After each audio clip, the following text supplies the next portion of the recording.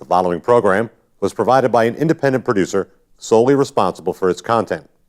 The opinions expressed do not necessarily represent the views of this station, its staff, board of directors, or underwriters.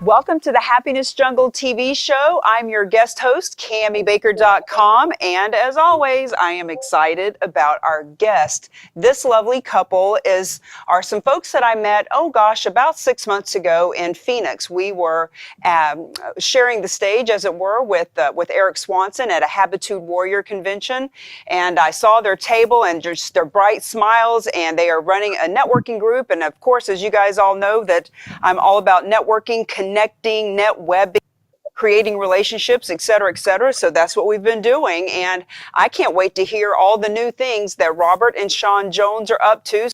It over to you guys. Tell our viewers a little bit of something about yourself. Well, definitely first, we just want to say thank you for, getting us on your show, and we appreciate that. And, it's been great getting to meet you, and I look forward to our future. Absolutely. Thank you so much, Cami. We're really excited.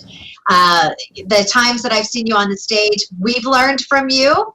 And I know a lot of our members who have seen you in person rave and appreciate what you're doing in your marketplace and moving outside of that area. Well, yeah. I appreciate the kudos. And the fact is, we are all three collectively into connecting and into collaborating and into creating a community of people who are like-minded, visionary, go-getters, goal setters, etc. Mm-hmm. So talk to us a little bit about your group, what you're all about, what your mission statement is, what you're doing, where you're going. Just tell us what you need us to know. Well, what I want to start off with is I got to go through your book when you handed it to me. We actually take it to every event to let others know who you are, and we place it out on the table and we go through the story and how we met you and how you talk about networking and how most people network wrong. They don't really know how to leverage networking, and I'll give you a little inside scoop. This is first time, but it won't be the only time. But we looked at Network Together and we reevaluated who we are as a community, and we decided to base Network Together on 5 pillars. And one of the pillars of Network Together is helping businesses and people grow through community outreach. And one of the things that you profess in the book is, to create great impact and value is actually working with not-for-profit communities and others who give back and serve. And the more that you can serve others, the more that your viewability, your likability, and your impact can grow substantially. So I wanted to say thank you for that as well. Well, I appreciate you for giving me that acknowledgement. And, social responsibility is not just the right thing to do. It is the necessary thing to do in business. Mm-hmm. And, not just from the altruistic perspective, people and planet are obviously going to grow and be enhanced and be better because of it, but so is profit. And there's so many different ways to use a cause to market ourselves in our business in a campaign that gives us I call it, it's kind of like Charlie and the Chocolate Factory with the golden ticket. Like you've got the golden ticket to talk to anyone and everyone that you want to in business. So I'm so glad to hear that you're employing that. Tell me a little bit more about it. What kind of causes are you guys getting involved in? Well, go ahead. Well, one of ours that we're really focusing on also involves the youth. We're really big on teaching youth starting at age 7 on up. So we've been working with different unified school districts in the area, helping bring their youth into our events so they have an opportunity to learn more what's going on out there, what type of businesses. We teach them There's a lot that we incorporate. And most recently, we did mock interviews with the local high school. Shawn was a panelist on DECA, so she was able to judge the kids that were coming through there. We work with other community-minded leaders to give away shoes and clothing, etc. So, but we also offer this up through our members, through our community. And what I really love about Shawn, since she's is a former foster mom, she has a passion for kids, innately, which I love to see her. And she just glows when she comes home and she says, like, I think I lit someone up. I think they're going to be a new entrepreneur. They're going to be a new Network Together member.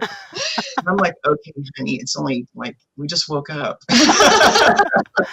Well, I love that you're doing that. I love that you are encouraging and teaching the young people. I'm all about that too. One of my clients is doing something called Finding the Sharks, which is a Shark Tank type of an event where we're finding the sharks that are in elementary and high school and celebrating them and doing a little competition for entrepreneurship. And because of what I do as America's authority on the cause marketing campaign and cause marketing movement, I have people introduce me all the time to new organizations. And I just heard of one last week called LemonDay.org.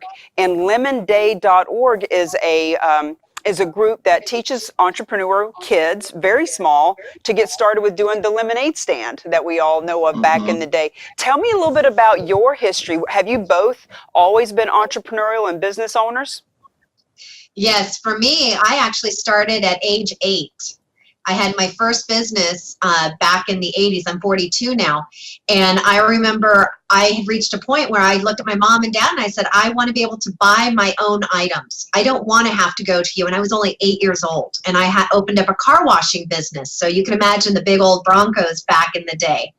And so for me, my background has always been to start companies. I get them to a certain point, and depending on the nature of the business, I've either sold off the different divisions or I've sold the entire companies.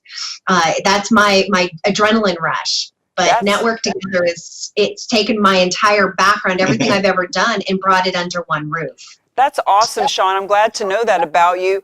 I, too, was an entrepreneur at 8. I saw kids at school wanted gum. I had gum. They had money. It seemed like a logical exchange to me. And so I bought more gum and I sold it at a 500% profit. And then I took that money and loan sharked it for high collateral and interest. So, I knew that we were cut from the same cloth. What about you, Robert? Well, I'm exactly the opposite of both of you. I come from a family where my mom is a teacher, and so what does she do? She teaches curriculum to get people to learn how to get jobs in certain ways. And then my dad, he's an engineer. So, in the same way, well, you further your schooling so you can get an even better job. So I had a lifetime of having you got to go out and get that job to be successful, and you better have a lot of degrees behind your name, because the more of the alphabet that you get behind your name, the more money you're going to make in your career. So what happened was about, oh gosh, date myself a little bit, about 20 years ago, I was working for a company in San Diego, California. And I just was putting my blood, my sweat, my effort, my tears into this company. And, I read this book on how to get a pay raise, right? Because I had a job. I walked into the vice president. I said, I've been here longer. I've trained. I've created scripts for a telemarketing department. I did all the proper things. And I asked for my pay raise. Let me ask you a question. Do you think I got it? I'm going to say no.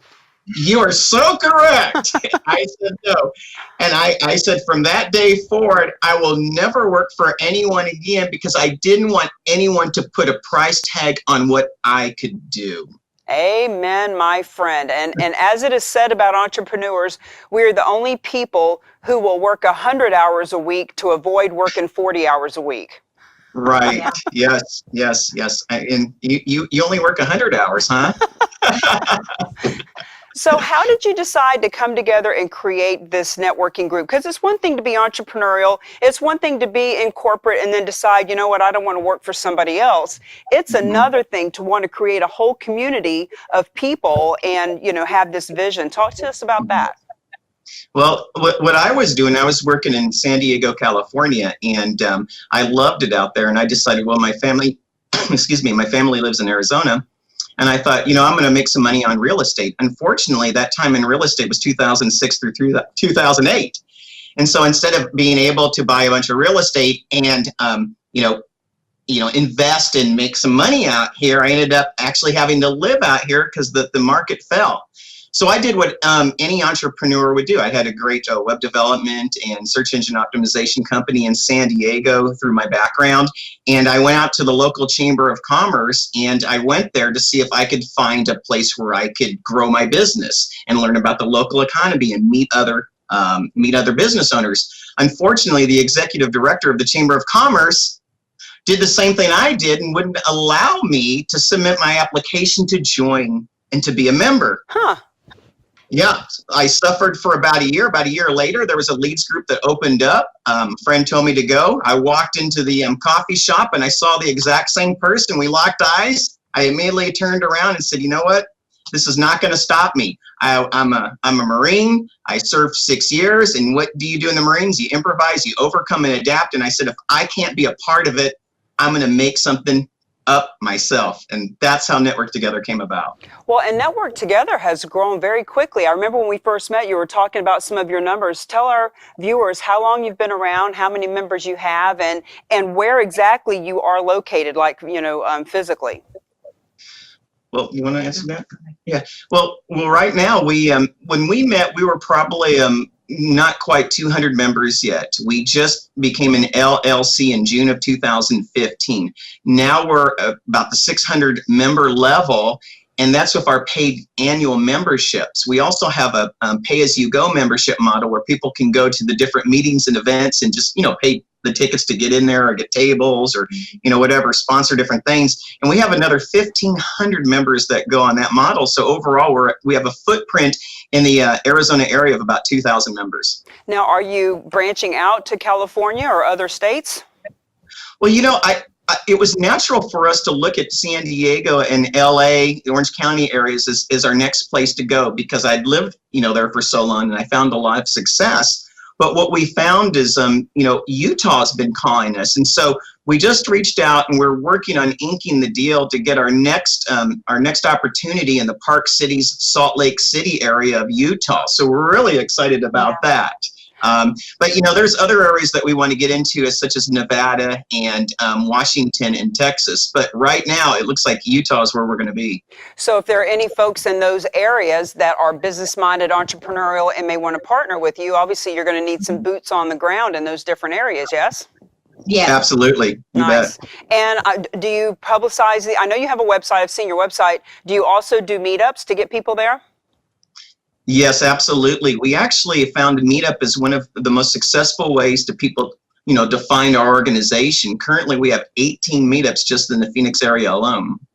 Well, a friend of mine, Sunil, who I actually had on the show about a month ago, has like 130,000 members in his collective meetup groups. And it's just, it's quite the network. And I know for me, when I'm going to go to a different area, so I live in the Boston area, but if I'm going to Florida or Phoenix or California, I'll just create a meetup there and I will build it for a month or two before I go. And then I have a place to speak when I get there. So there's all kinds of great ways to do that. So talk to us about what makes your group, what is your unique sales proposition? In other words, everybody that has a networking group says, well, we come together and we give each other referrals and we have a family community and everybody's supportive and we got education. That's kind of all a given. What makes yours different?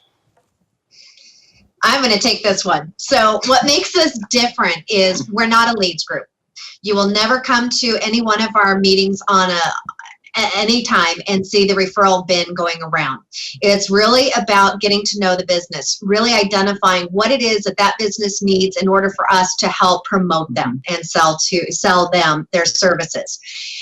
Because we're not just that networking group where we have our meetings, we create the events. It's business to business as well as business to community, and you don't see that very often. You and I both know most times networking groups, it's just the businesses, they're there and they're trying to sell to each other. Where we actually want to bring the general public in and educate them of what options are available out there. Ooh, fun. Talk about that. Like, what kind of things do you educate the community on? Well, I want to interject one thing else too. I believe genesis of anything, like a seed, means everything. And, I think a lot of the networking groups, their genesis starts out to be business networking groups. But the difference with Network Together actually is when I said I did this improvise, adapt and overcome, is I actually wanted it to be a relationship development group, not necessarily a business networking group. When I was a kid, there was a concept called Welcome Wagon in the Midwest. And I thought that was the coolest thing. And I said, as a kid, I thought, it brought people together to get to know each other from belly to belly and eye to eye and hand to hand and handshakes. And I thought, what a great way as a business owner who is just learning the ropes to kind of be able to model and mentor with other business owners, not based upon making money, but actually developing relationships. And I think our genesis has a lot to do with how Network Together has grown. I love that. And that's where we have that similarity with the cause marketing campaigns that I do, because when I'm working with the client on what cause they want to use as a way to market themselves and their business, really the whole thing about it is it kind of tricks the salesperson or the business owner to leave their icky salesperson at home, and they can show up authentically if they're people who are passionate about the veterans, or about children that are going hungry, or about the animals that are being abused, like whatever it is that people are really passionate about, when they can talk about that instead of trying to figure out what is my dirty 30, my 30-second elevator pitch, what am I going to say to explain myself, especially for people that have something that's kind of hard to explain, like if someone's in Reiki, or if they're a coach, or there's something kind of esoteric and it's kind of hard to explain, to actually not have to explain what you do, but talk about what you're doing. That is the true paradigm shift that I've been playing with, is when somebody says, what do you do? Be thinking about explaining what you're doing in the world. So, back when I was in real estate and in network marketing, I did the antique car show, and the proceeds went to the Live and Let Live farm. So I always fall back on that as an example. But when someone would say, hey, what do you do? I'd say, you know what, I'm so glad you asked, because we're doing this car show and we're looking for hot cars and we're looking for people who love cars, and we're giving all the proceeds to the Live and Let Live farm, and they rescue horses, and we're looking for businesses that might want to put a table up and promote themselves, like Mary Kay or a title company. And just from that, people would say, oh my God, I love the Live and Let Live farm. My church volunteers there, or my dad had an antique car, or the guy down the road's got a dozen of them. That sounds like a lot of fun. So in other words, when I was able to break the ice and bridge that humanity gap and meet them where they're at, the business was just natural. And when I could call my past clients, so I'll talk to my clients now about, how many past clients do you have? 50, 100, 500, 5,000? You're not talking to them as much as you could. You're not getting as many referrals as you could. And one of the reasons is because nobody wants to make that call. Hey, Bob, you bought a car from me 3 years ago. Who do you know that's in the market? But when you can come up and say, hey, Bob, the car show's going on. We're looking for hot cars. We're, who wants to help the Live and Let Live farm? Stuff like that is such an easier, softer sell, if you will. And when I was in real estate and would make those calls, about a third of the people that I would call to let them know about the show, about a third of them would say, so how is the market, Cami? So in other words, it always came back to business anyway. Yeah. Do you find that to be the case for you and your people? Absolutely. Yeah.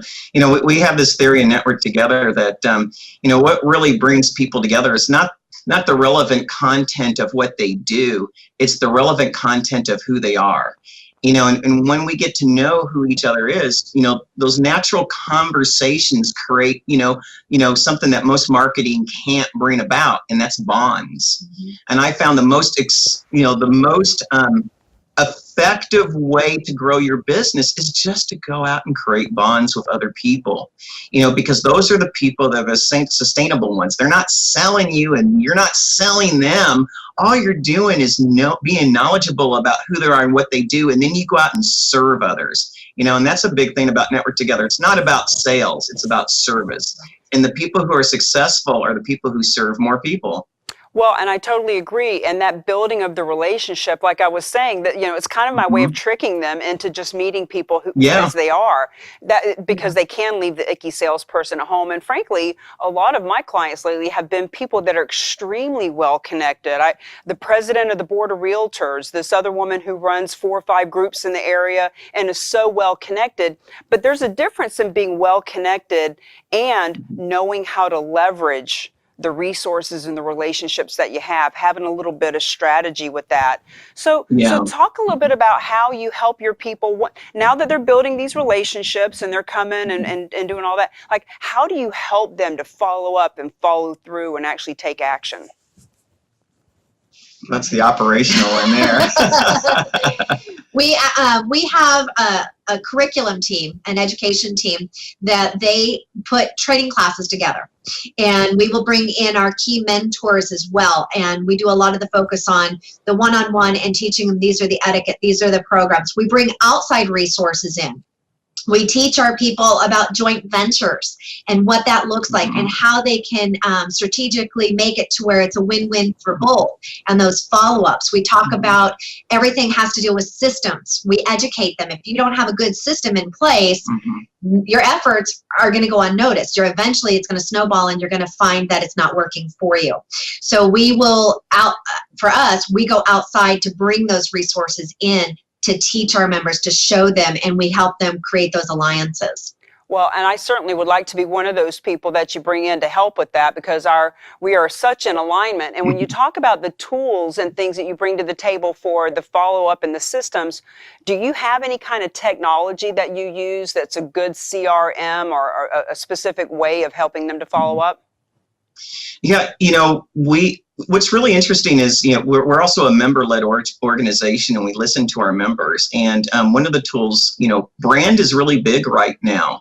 And one of our JV partners who just started out as just a member is Ron Howard with Sotellus. And Sotellus is a video review platform where it's search engine optimized. So if someone reviews your company as a third-party tool, it'll come up in Google and also show in places, your star, and show the video when you do testimonials. Another company that we used just changed their name, but it was formerly called Infusionsoft. And we really have, it took us a little while, let's say, to learn Infusionsoft. But we had another partner who was a Network Together member come in and train us, and now we've really enjoyed, how Infusionsoft allows us for us to create a message and be able to take that message and market it out consistently and timely to the audiences that we want to get with. And then we have another member named Jane Powers, and she helps us craft, the very words that we say, so we can utilize them both on stage or in print. And those are just 3 of the ways that we've used member resources themselves. And what's really funny, Cami, is, we talk about our audience, about how powerful joint ventures are, and now that we've grown, we've seen, what it can do for people, because together everyone achieves so much more, and that's where we're really, seeing the associations, and we're providing pathways for others to also implement so they can see their impact grow. Nice. Well, it's always great to see these communities growing and the tribe getting bigger. Now, you guys run a huge organization. Is this your full-time thing, or do you do coaching on the side? Do you have other businesses that are being fed by this community? Yes, we do have an SEO company, and then we also do corporate trainings. We will go into companies and train their staff, whether they want us to create the curriculum or they give us the curriculum and we push it out and teach them. We can do it web-based. We can do in person. They don't have to be located here in Arizona. So give me an example of a company that you've worked with and where they were and what you helped them do. One of our clients, they've had us teaching, it was rolling out for their teachers, and it was different processes, and it was based on communication, how to connect with them and talk even amongst as a team. That's been my background. I've ran training divisions outside of network together and worked with school districts and teaching them how to use different types of software and the follow up. And so that way everything was mainstreamed online and they had to use certain products. And so we will do any type of training, whether it's on a product or if it's even how to smile. We'll do those team building workshops. Communicating and connecting is just, it's an art form that seems to be so lost. And it seems like social media has made us some of the most antisocial creatures. And people are having such a hard time just making a phone call, just following up, getting someone to set an appointment, keep an appointment, follow up is just, it's an art form. And it is definitely something that needs to be taught, which is why we are all in business as we are. Yeah, absolutely. I tell our networkers, I say, networking is like a language. If we don't use it, it will be lost in the annals like Latin.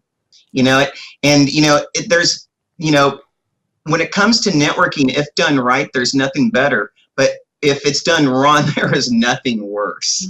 Well, that is so true. And I like that you call it, connecting, because connecting is such an easier word for the palate than networking. I've learned to try to get rid of the word networking and just call it connecting. We've got about 2 minutes left on the show, guys. Give me a couple of resources, a couple of things that you'd like our viewers to know. What are some books that you've read or coaches that you've had or something that you find to be really inspirational? Well, here's my little shameless plug. See, I have my book right here, Mingle to Millions. Right on cue. You spoke, I heard, we listened, and we created 5 pillars of network together. And one of them is public speaking, then there's personal development, business networking, service to our youth. But the one that inspired me was community outreach. We need others to know that. So this book, and then I also just reread Think and Grow Rich. And I read it about 20 years ago. And believe me, the words that I read now, it's like before I read them intellectually, but now when I read the book, it's almost as if I can feel the words just in the fiber of my body. Isn't it so true? To be able to reread a book, it's like reading it for the very first time. So what about you, Shawn? We've got about 60 seconds left. What's something that you would recommend? Well, a book that I'm actually reading right now is Get the Head Trash Out. By Noah St. John. And it's so true. And I work a lot with female entrepreneurs and coaching them on a one-on-one basis. And it's amazing how much head trash they get hung up on. They have this going from mom to going into the business world. They may not have a supportive significant other. They might be that single mom with zero support system, but they have all these, well, I can't. And it's like, well, why not? Yeah. Well, thank God that book right now is very fitting for a lot of women that I'm working with. Thank God they have you to support them. And, the imposter syndrome is something that a lot of people have. Gosh, can I do this? Will anybody pay me for this? Well, guys, we're at the end of the show. 27 minutes goes by very fast when you're in the flow and with people that you truly enjoy. It's been my honor to share you with my people, my tribe, and I can't wait to meet all of your tribe. You guys have been a pleasure. Thank you for being on the Happiness Jungle TV show. Thank you, Thank you, Cami.